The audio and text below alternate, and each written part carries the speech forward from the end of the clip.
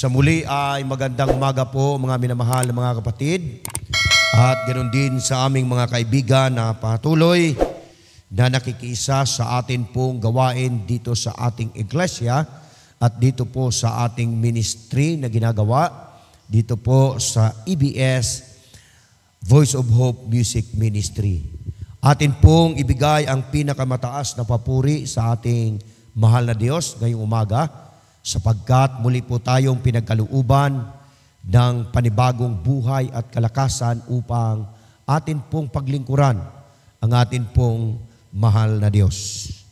Luzon, Visayas at Mindanao, muli ko po kayong inanyayahan na buksan po natin ang ating mga cellphone, mga gadgets, ang atin pong telebisyon upang atin pong sama-samang purihin ang Panginoon sa pagkakaisa ng atin pong gawain dito po sa ating iglesia. At inding pasalamatan ng ating mga kapatid na mula sa Mindanao ang atin pong mga kaibigan na sila po ay mayroong gawain sa Ayas sa darating po na Pizza 9 ng Nobyembre. Atin din namang purihin ng Panginoon sapagkat ang atin pong mga kapatid na narating ng atin pong mga tinig saan man silang dako sa buong sanglibutan. Mabuhay po kayo at magandang umaga po sa inyo. Bago po tayo papalaot sa atin pong pag-aaral sa pagpapatuloy ng atin pong series na ginagawa, atin munang batiin ang atin pong mga kapatid na nandyan sa Negros Oriental at Occidental. Mabuhay po kayo at magandang umaga po sa inyo. Ang atin din namang mga kaibigan, kakampi sa gawain, ang presidente po ng kanilang federation, Brother Tata Quirol ng Siquijor Province. Maraming salamat po sa inyo.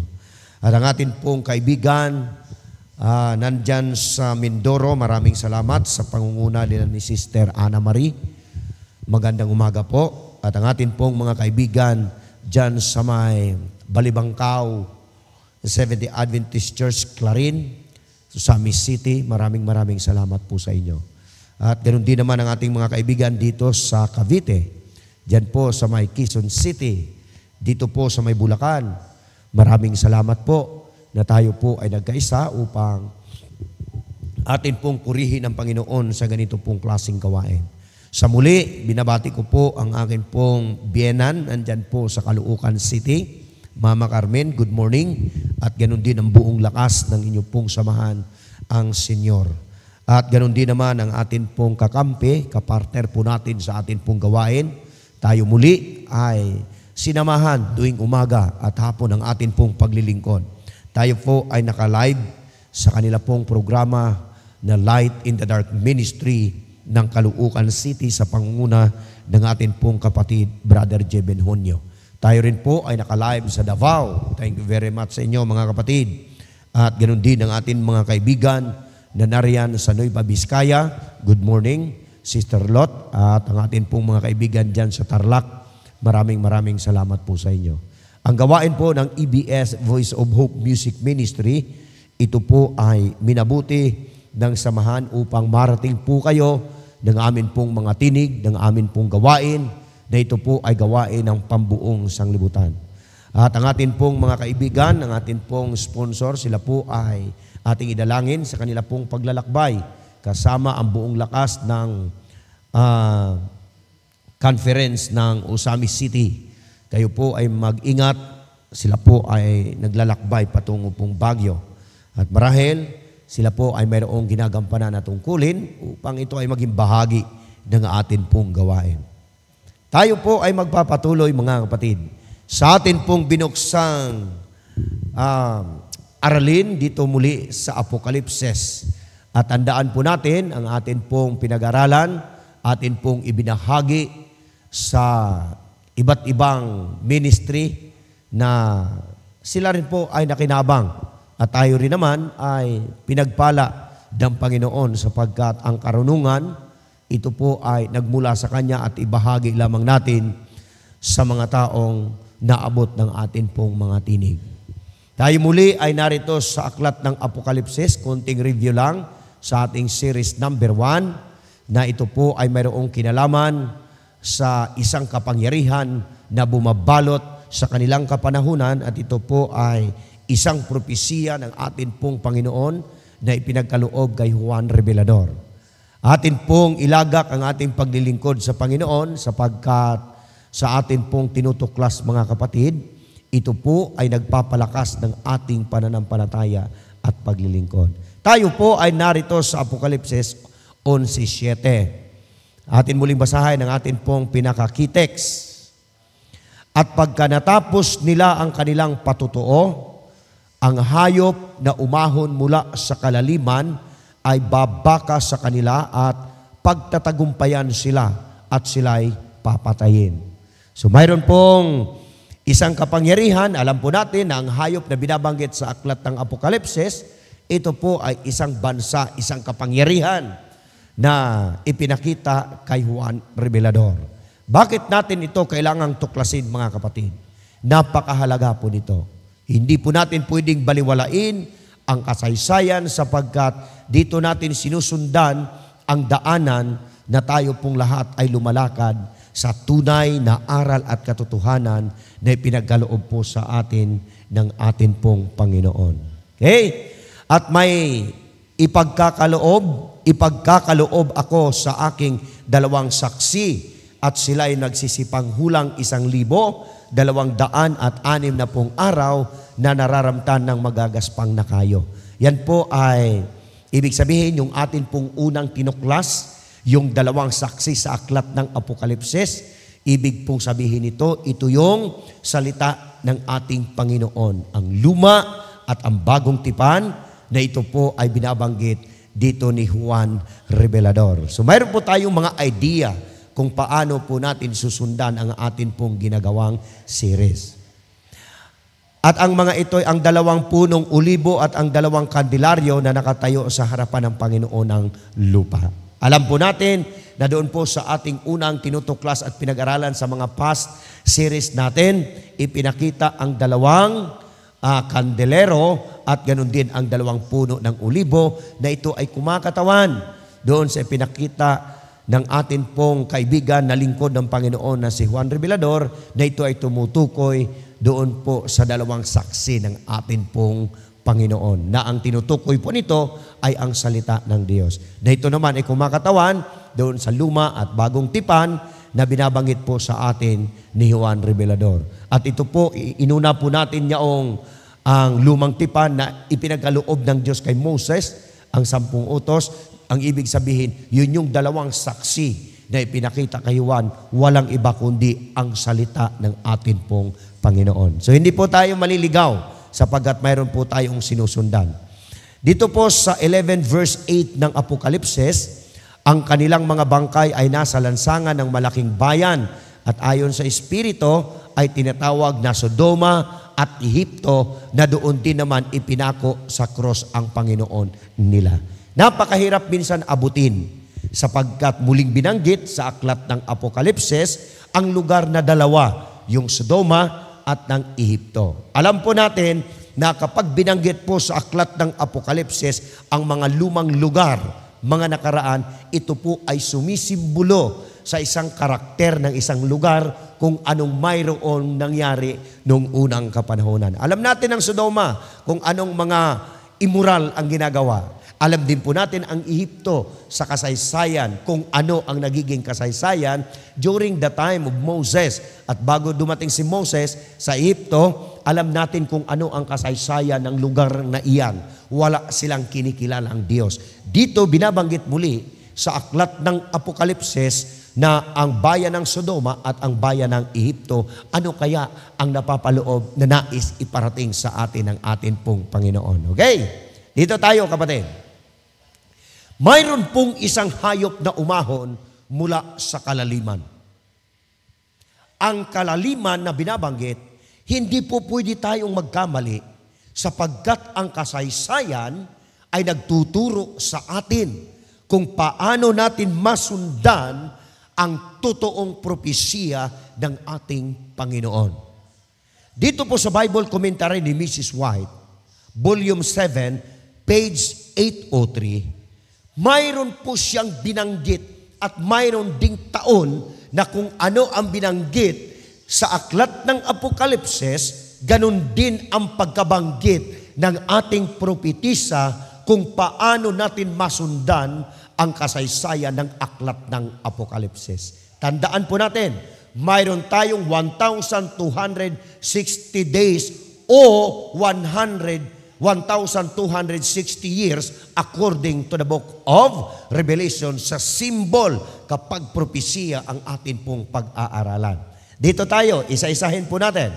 Ito po ay series number 2 ng atin pong unchanging message to unchanging word. Ito yung The Abyss. Mula sa kalaliman, may umahon na isang napakalakas na hayop, malakas na kapangyarihan, malakas na pamumunuan, na ito ay nangyari sa kasaysayan ng atin pong sanglibutan. Sino ito? Ano ito? At ano ang kanyang pakay na ginawa? Sapagkat sa kanyang pagbangon, maraming ginawang pagpatay sa mga anak ng Diyos o sa mga lingkod ng Diyos. Isa-isahin natin. Hence, they identified the great city. Tandaan po natin, great city. Yan yung bumangon na from the abyss, sa kalaliman, bumangon ang isang napakalupit na lugar. Bansa, kapangyarihan na bumabalot. Yun po yung nandoon sa aklat ng Apokalipsis 11:7. Hence, they identified the great city as France, which forward the close of 1,260 years period manifested the characteristic symbolized by this expression. Napansin niyo po yung sinulat ni Ellen G. White. Para magtagpo yung lugar na bumangon mula sa kalaliman, kanya pong binanggit at binigyan ng matinding kahulugan at pangyayari na ito po ay ang lugar ng Pransya. France. Kaya sinabi niya rito, sa pagbangon ng great city, yung binanggit doon na 1,260 days o 60 years na binabanggit. Ito yung lugar, kapatid, ng Pransya na bumangon noong lugar at kapanahunan ng atin pong kasaysayan. Hindi po magkamali ang banal na kasulatan. Bakit binanggit ang Sodoma at ang Ehipto doon sa aklat ng Apokalipsis? Binabanggit rito sa ating series number 2 na ang Sodoma, Sodom is symbolized of immoral degradation. Ayon po yan sa aklat ng Ezekiel 16 at Ezekiel 16:46 at 55. So yan po yung ibig sabihin ni Mrs. White.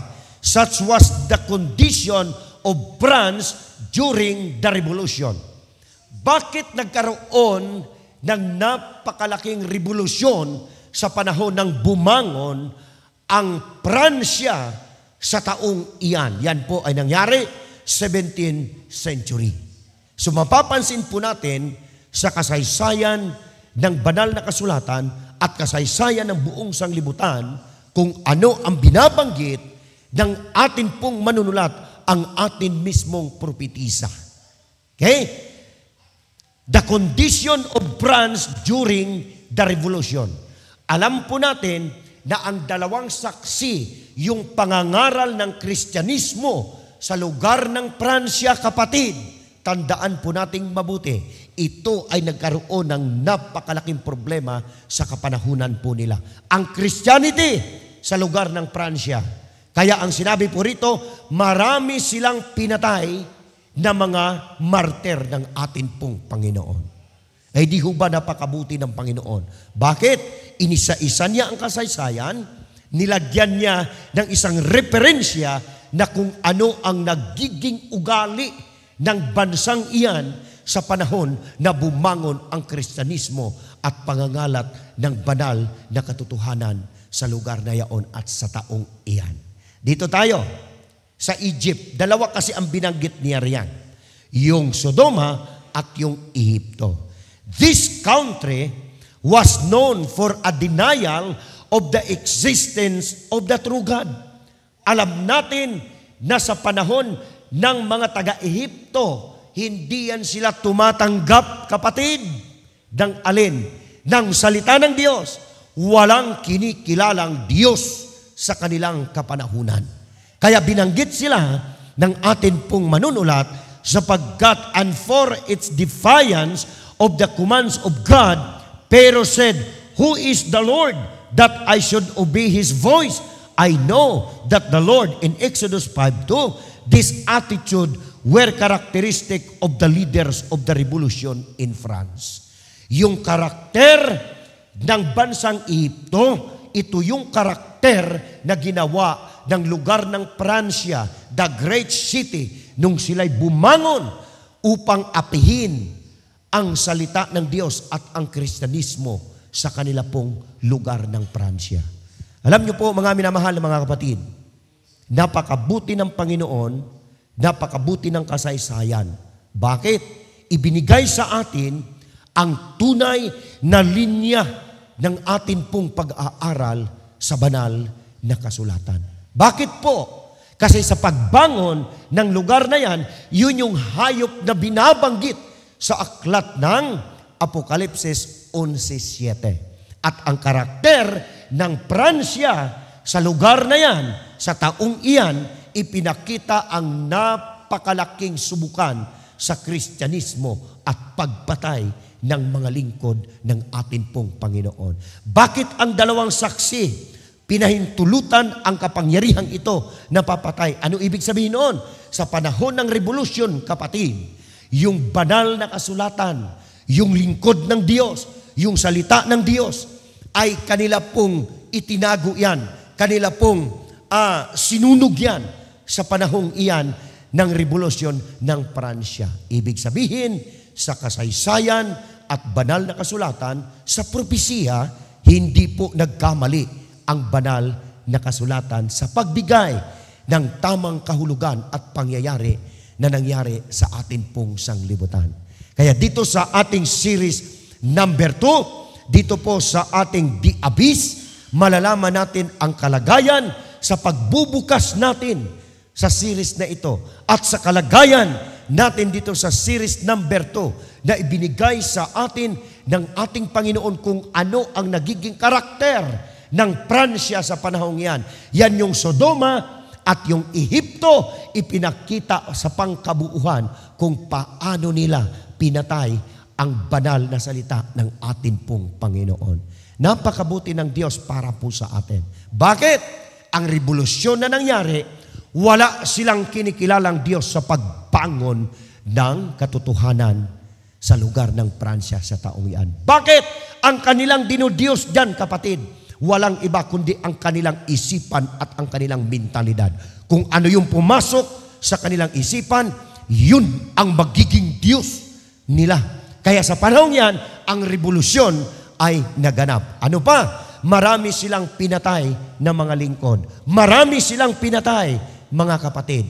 At sa paghina ng kapangyarihan, humina rito ang kapangyarihan ng mga papa sa panahon na ito. Kaya from 538 hanggang 17th century, ang Pransya ang bumangon sa kasaysayan upang gapiin at lipulin ang salita ng atin pong Panginoon. Yun po yung dalawang saksi na binabanggit sa aklat ng Apokalipsis. Kaya sa pangyayari po, mga kapatid, sa history at sa banal na kasulatan, ang atin pong manunulat ay hindi nagkulang para po sa atin. Upang atin pong tuklasin, atin pong alaming mabuti na ang kasaysayan na ito ay nagtuturo sa atin kung paano tayo huhugot ng isang lakas. Alam niyo po, napakabuti ng Panginoon. Dito po sa aming mga kapatid na patuloy na sumusubaybay sa atin pong programa, mabuhay po kayo. At ito ay nagiging pagpapala sa atin pong lahat. At lalo na dito sa ating eklasya, mga kapatid. Kunti man, marami man, iisa ang atin pong linya sa paghahatid ng katotohanan. Marami silang pinutulan ng ulo dyan, kapatid, sa pangunguna ng mga general na kanila pong inilagda. Now, dito po sa atin pong pagpapatuloy ay ipinakita ng Diyos na ang mga tao mula sa gitna ng mga bayan ng angkan at mga wika at mga bansa ay nanunood sa kanilang mga bangkay ng 3 araw at kalahati at hindi itutulot ang kanilang mga bangkay. Tandaan po natin, yun pong 3 araw at kalahati sa propesiya, yan ay 3.5 years. Balikan po natin. Gusto kong i-emphasize ito, kapatid, na ang pangyayaring ito sa taong 17th century ay nangyari yan mula noon ipinakita ng atin pong manunulat. Bible Commentary, Is There a Bible Commentary, Volume 7, page 803. Seventh-day Adventists who generally understand the beast of verse 7 represent the first French Republic. Ayan, may taon. 1792 to 1804. Especially in terms of its anti-religious bias, find the prophecy fulfilled during that brief periods of French revolutionary history when atheism at its high. This period may be reckoned from November 10, 1793, when decree and issued in Paris abolished religion to June 17, 1797. Tama at tumbok yung sinabi ng banal na kasulatan. From 1793 hanggang 1797, ilang taon yan, kapatid? 3.5 years. Dong inabolish ng Pransya ang salita ng Diyos doon sa pagbangon niya from the abyss, mula sa kalaliman. At ang relihiyon ng Kristyanismo, ang relihiyon ng ating Panginoong dinala, inabulis nila dyan, pinatay nila ang salita ng Diyos. Kaya totoo ang sinabi ng ating pong banal na kasulatan. Kaya ang kanila pong gobyerno, remove restrictions against the practice of religion. Sa panahong iyan, 3.5 years, isang 3 araw at kalahati na sinulat ng atin pong manunulat sa aklat ng Revelation, ito po ay natupad sa panahon at taon na kung saan ipinahintulot ng Diyos, kapatid, ang pagbagsak ng katotohanan sa panahon ng pagbangon ng kapangyarihang iyan. Nasa totoong linya po tayo. Nasa katotohanan, katuparan ng propesiya ang atin pong tinutuklas. Dahil sa aklat po ng Apokalipsis 11.7, natupad sa panahon ng world history.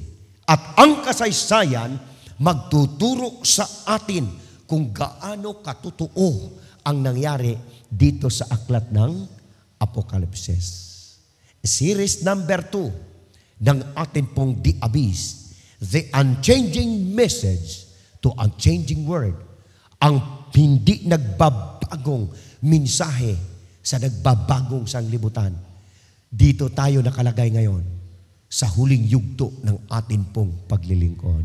So series number 3 mamayang hapon, atin muling tutuklasin kung ano ang kanilang ginawa, kung anong kapangyarihan ang kanilang ginamit, at paano binagsak, mga minamahal na mga kapatid, ang salita ng Diyos sa panahong iyan. Talo tayo, pero ang tagumpay sa bandang huli, naroon ang atin pong Panginoon. So sumagang ito, maraming salamat po. Purihin ng Panginoon sapagkat siya ang nagbigay ng karunungan at kaalaman upang ating ihatid sa buong sanglibutan ang mensahe ng mga totohanan, ang linya ng buhay at kasaysayan, at ang linya ng propesiya ng atin pong Panginoon. Ito po ang ating dalangin sa pangalan ng ating Panginoong Hesus.